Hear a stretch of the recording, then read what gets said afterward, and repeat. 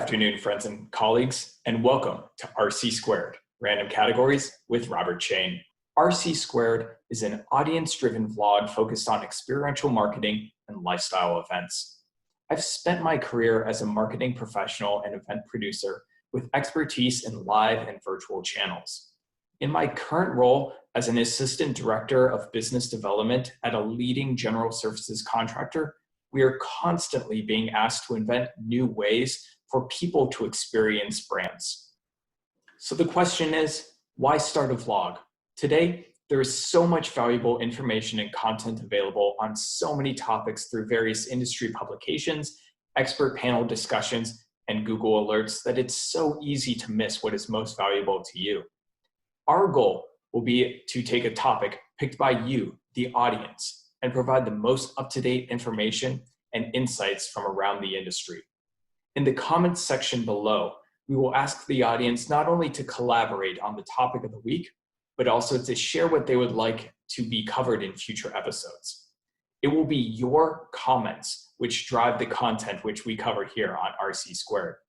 As such, please be sure to follow us on all of our social channels listed in the bio section at R_C_squared for Twitter, YouTube, and wherever you consume your podcast to continue these conversations.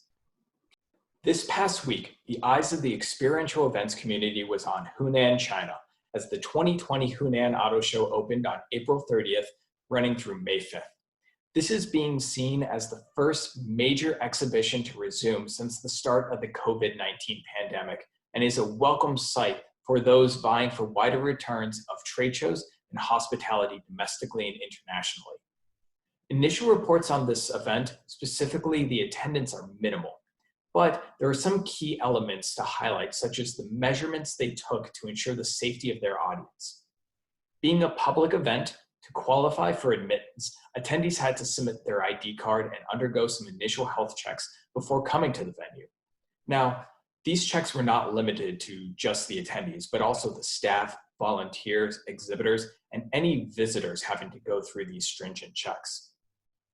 The pre-checks were implemented to help ensure that the final physical check-in and security procedures could be carried out as quickly and efficiently as possible on site. According to an article by Telereport, upon reaching the entrance of the venue, all attendees had to go through ID verification to match with the pre-screening, perform local disinfectation, and enter a temperature measurement area to ensure that there was no abnormality before entering. After passing through the initial areas, the attendees then arrived at a secondary security check-in for their belongings, followed by a second measurement of their body temperature to verify before entering the exhibition space. These regulations were put into place in collaboration between the event organizers and the government level to ensure that they are adhering to all of the requirements of epidemic prevention and control.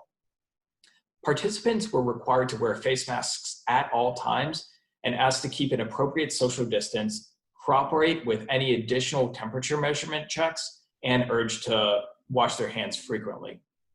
One key thing to note that I would like to dive a bit deeper into is that Changsha, the capital of the Hunan province, is recognized as a low-risk city for the COVID-19 virus.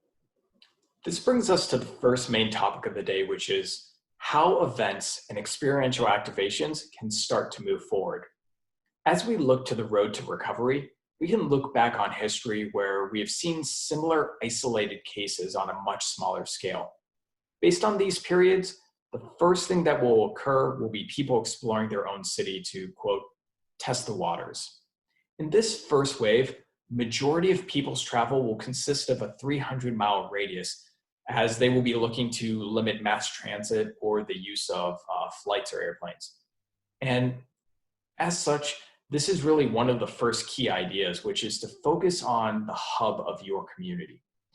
If you are looking to host a symposia or activation, you should really shift your mindset from where your audience would like to go, examples being traditional trade hubs, to resort-centric areas, really to focus on where your audience is located. Now, there are countless economic and social factors which go into the decision, as exhibitions really are not comparable to, say, sporting events, concerts, or festivals. Events must be assessed according to the type of gathering plus their audience, and not according to a rigid number of people. This thought process was actually just reinforced by Germany's national government, as on May 6th, they announced that exhibitions and trade shows are now on the list of activities which are approved to be held rather than being classified as a mass gathering like concerts or festivals, and currently still on the ban list through August.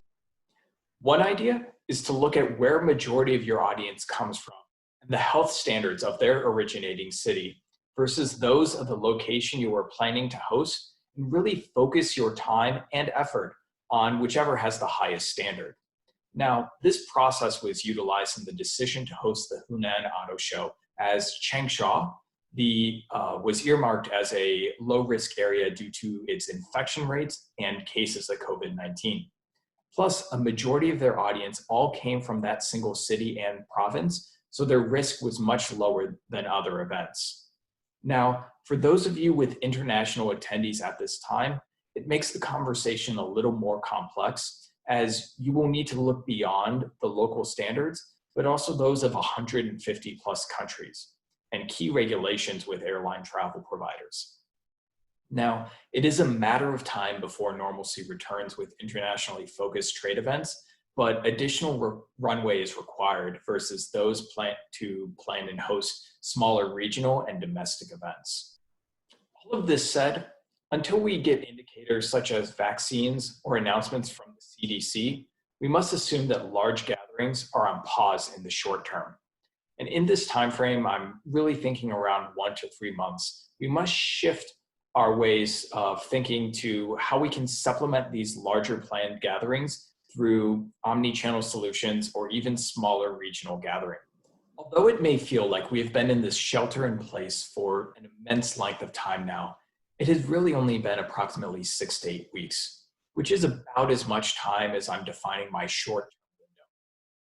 So much has changed in that small time frame, and as such, I believe that we cannot look to make conclusions by trying to pick an arbitrary date down the line to safely host events of certain sizes. We cannot completely eliminate the possibility for opportunities, as each day brings new information, and our decision must be completely focused through the appropriate frameworks to make the best decision for your specific audience. When looking beyond the virus at how our industry could be, think 12 plus months down the road, we're really seeing that omni-channel solutions are here to stay, even with the largest experiential gatherings, but will likely never replace exhibition halls completely. Younger audiences already consume content through additional mediums, such as online thinking, YouTube, Twitch at a very staggering rate. And this is really an opportunity for us to, as an industry, test these waters and find out the most effective way to reach additional members of your community and or increase touch points throughout the entire year. This topic really opens the door for such a large amount of content that we could dive into, such as key strategies to adopt now when pivoting to a virtual hybrid event, how to create entirely new online community experiences, or various frameworks which should be considered while event planning, such as personal and audience safety, to some of the newest and coolest digital events that we're seeing out in the marketplace. If any of these topics I mentioned piqued your interest, or if there's something else that you would like or find most valuable, please be sure to comment below, and we will look to highlight that along with any new developing trends in our next episode. Now, if you enjoyed the content today, please be sure to subscribe below and hit that like button, and follow us on social at R_C_Squared for more frequent updates.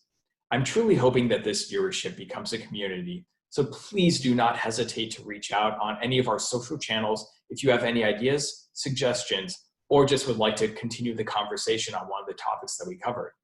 Once again, thank you to our sponsor at Team Media and Marketing, and thank you for listening to RC Squared Random Categories with Robert Chain. See you next week.